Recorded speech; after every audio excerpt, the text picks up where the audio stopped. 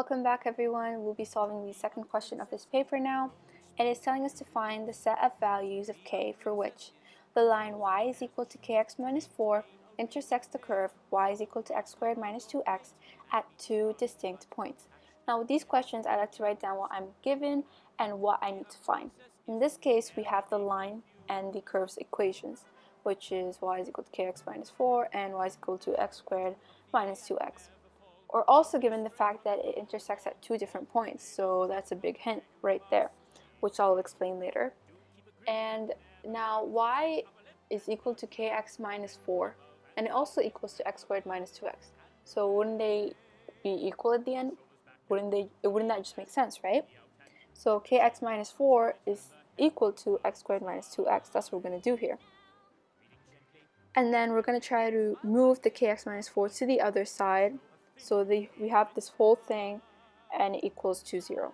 So kx minus 4 equals to x squared minus 2x. Move the kx minus 4 to the other side. Remember to not mess up the signs because it can be really frustrating when you're working out is completely correct but you get the signs wrong.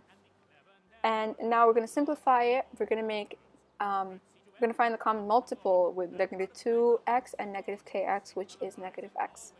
So x squared minus x, open brackets, 2 plus k, because again, 2 times negative x is negative 2x, and k times negative x is negative kx. So yeah, plus 4 is equal to 0. We're going to use the formula b squared minus 4ac. In this case, it's going to be greater than 0. Anyways, the general formula for quadratics is ax squared plus bx plus c. A is the constant or coefficient of x squared, b is the coefficient of x, and c is a constant. In this case, a is 1, b is 2 plus k, and c is 4. And like I said previously, the 2 points, or it intersects at 2 points, it just means that the b squared minus 4ac is greater than 0. But however, if it intersects only at one point, it is equal to 0, and if it doesn't intersect at all, then it is less than 0. For now, we're going to say that b squared minus 4ac is equal to 0 because it is easier to deal with an equation than an inequality. But later on, we'll change it up. Like, make sure you do not forget because you don't want to end up losing marks. So anyways, substitute the values. 2 plus k squared minus 4 times 1 times 4 is equal to 0. Quotations equal. Anyways, so 2 plus k squared, negative 4 times 1 is negative 4. Negative 4 times 4 is negative 16, equal to 0. We're going to move the negative 16 to the other side, giving us positive 16. Again, don't forget the signs. We're going to get rid of the square, and we're going to move it to the other side, giving us 2 plus k equals to the square root of 16.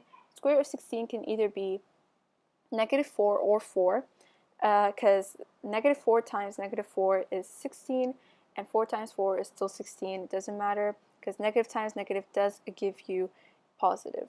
Anyways, we're going to substitute it, so 2 plus k can either equal to negative 4 or to 4. Will give us two values, which is negative 6 and 2. However, we don't stop here, remember? Because at the end, b squared minus 4ac should be greater than 0. And they told us to find the set of values, which is a hint.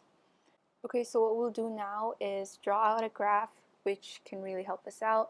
Once you fully understand this concept, you don't even need to draw it out because you can mentally do it.